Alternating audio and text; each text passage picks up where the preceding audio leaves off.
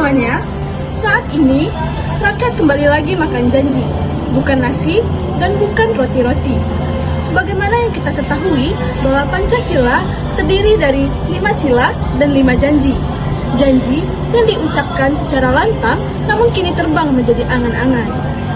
Di negara yang kita cinta ini, kita sering bicara keadilan, tetapi lupa untuk menegakkan.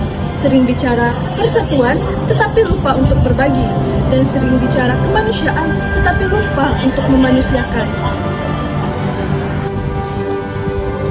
Di negara yang katanya kaya, namun kemiskinan masih menetas di berbagai daerah.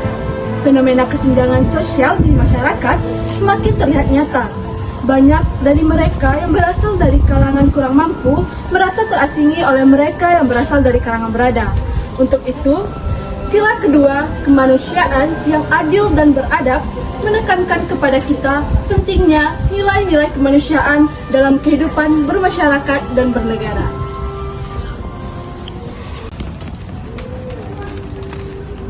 Sudah 1 bulan sejak kita mengajukan aspirasi tentang perbaikan jalan dan kenaikan biaya pasar, Mei. Tapi sampai sekarang belum juga ada jawaban. Iya, Cip. Kesannya suara kita cuma dianggap angin lewat aja sama pemerintah, padahal kita juga manusia yang punya harga diri dan kebutuhan. Bukankah seharusnya pemerintah itu menjalankan sila kedua, yang mana kemanusiaan yang adil dan beradab? Nah betul, kalau suara rakyat saja tidak didengar, di mana letak keadilan itu?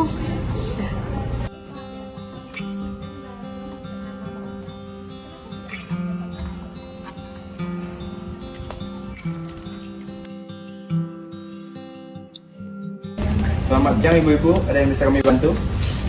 Pak, kami sudah berkali-kali menyampaikan keluhan masyarakat, mulai dari jalan rusak, biaya pasar naik, serta bantuan yang tidak pernah merata.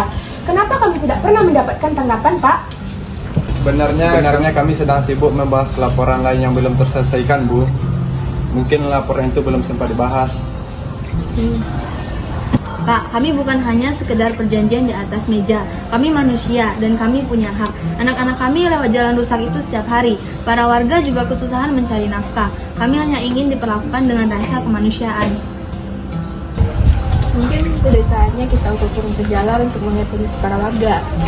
Sebagaimana di sila kedua, bukan cuma tulisan, tetapi moral kita harus memperlakukan adil dan beradab kepada rakyat. Benar Bu, mungkin selama ini saya terlalu fokus pada laporan yang tertulis nyata, tidak mendengarkan suara rakyat.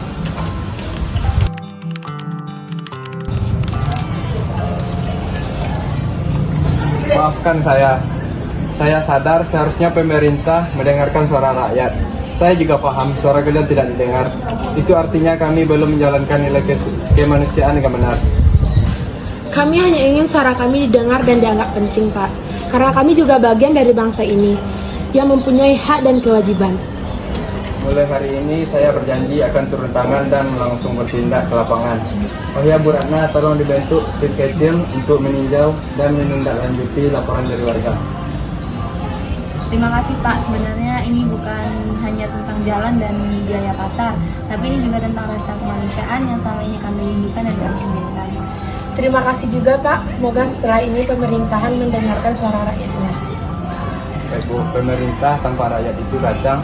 Dan terima kasih telah mengingatkan kami apa itu arti dari tentang Pancasila kedua.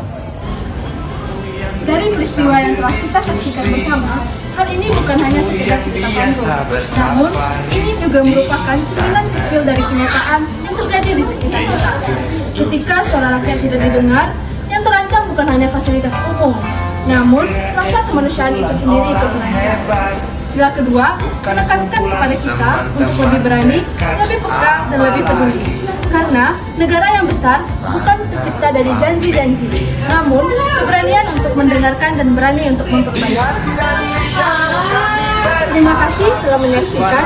Semoga cerita ini menjadi pengingat.